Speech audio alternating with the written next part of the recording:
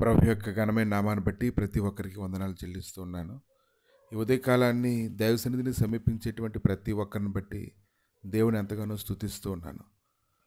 మత్తయి సువార్త 25వ అధ్యాయము 1వ వచనం నుంచి కొన్ని వచనాలు చూసినప్పుడు, పరలోక రాజ్యం తమ డ్యూటీలు పట్టుకుని పెండ్లి కుమారుని ఎదుర్కొంటకు బయలుదేరిన 10 మంది కన్యకలను పోలి ఉన్నది.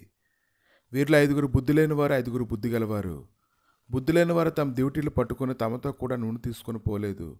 బుద్ధి గలవారు తమ డ్యూటీలతో కూడా సిద్ధులలో నూనె తీసుకొని పోయిరి. పెండ్లి కుమారుడు ఆలస్యం చేయగా వారందరూ కునికి నిద్రించుండిరి.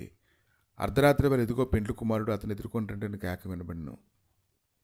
ఈ యొక్క లేఖనాలు ధ్యానిస్తూ ఉన్నప్పుడు భూసంబంధంగా ఎంతోమంది తెలివితేటలు కలిగి ఉంటారు, చురుగ్గా ఉంటారు, వారికి కావాల్సిన సమకూర్చుకోవడంలో ఎంతో జ్ఞాపక శక్తి కలిగి ఉంటారు. కానీ ఏదైనా పరలోకపు తండ్రి నడిపించే నడిపింపు గురించి ప్రతి ఒక్కరు కూడా మెలకువ కలిగి ఉండాలి. కనుక ఈ యొక్క బుద్ధి గలవారు, బుద్ధి లేనటువంటి వారి గురించి జ్ఞాపకం చేసుకుంటూ ఉన్నప్పుడు, బుద్ధి లేని వారు తమ డ్యూటీలు పట్టుకొని తమతో కూడా నూనె తీసుకొని పోలేదు. బుద్ధి గలవారు తమ డ్యూటీలతో కూడా సిద్ధులలో నూనె తీసుకొని పోయిరి.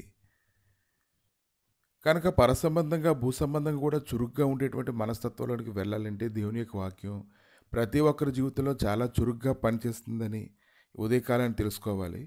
ఎవరైతే అలా తెలుసుకుంటారో, అలా పరుగులెడుతూ ఉంటారో, వారి జీవితాల్లో వారు చేసే ప్రతి పనిలో విజయం దొరుకుతుంది, జ్ఞాపక శక్తి అధికంగా ఉంటుంది, అన్ని విషయాల్లో సమాధానం పొందుకొని ఉంటారు, అన్ని విషయాల్లో ప్రభు ముందుగానే నడిపిస్తారు, కృప చూపించి వారిని ఎంతగానో బలపరుస్తారని తెలుసుకోగలగాలి.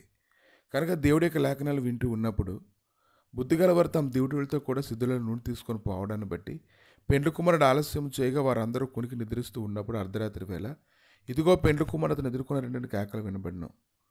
అప్పుడు ఆ కన్యకులు అందరూ లేచి తమ డ్యూటీలను చక్కపరిచారు. కానీ బుద్ధి లేని ఆ కన్యకులు, మా డ్యూటీలు ఆరిపోచున్నావు కనుక మేము నీళ్ళలో కొంచెము మాకు ఈడైన బుద్ధి గల వారిని అడిగిరి. అందుకు బుద్ధిగల కన్యకులు, మాకును మీకు నీతి చాలదేమో, మీరు అమ్మవారి యొద్దకు పోయి కొనుక్కోండి అని చెప్పాను. అప్పటికప్పుడు వారు ఎక్కడికి వెళ్తారు? వారు కొనబోచుండగా పెండ్లి కుమారుడు వచ్చిన అప్పుడు సిద్ధపడి ఉన్నవారు అతనితో కూడా పెండ్లి విందుకు లోపలికి పోయి అంతటి తలుపు వేయబడిను. ఆ తర్వాత తక్కిన కన్యకులు వచ్చి, అయ్యా అయ్యా మాకు తలుపు తీయమని అడుగగా అతడు మేము నెరగనని మీతో నిశ్చయముగా చెప్పుచున్నాను. నన్ను ఆ దినమైనను ఆ గడి అయినను మీకు తెలియదు గనుక మెలకుగా ఉండుడి. కనుక వాక్యంతో పోషింపబడాలి, ప్రార్థనతో ఎదుర్కోగలగాలి. ఉదయకాలైన ఆయన సన్నిధిని సమీపించి ఆయన గుమ్మం గడప యొద్ద కనిపెట్టుకొని ఉండాలి. ఈరోజు సమస్త విషయములలో దేవుడే కృపను అనుగ్రహించి ప్రతి ఒక్కరిని నడిపిస్తూ ఉన్నాడు. దానికి తగినట్టుగా చురుకుదనం కలిగి ఉండాలి, బలం కూడా కలిగి ఉండాలి. ఆయన సన్నిధిని వెతకడంలోని మంచి నేర్పడతనం కలిగినటువంటి వారుగా ఉండాలి.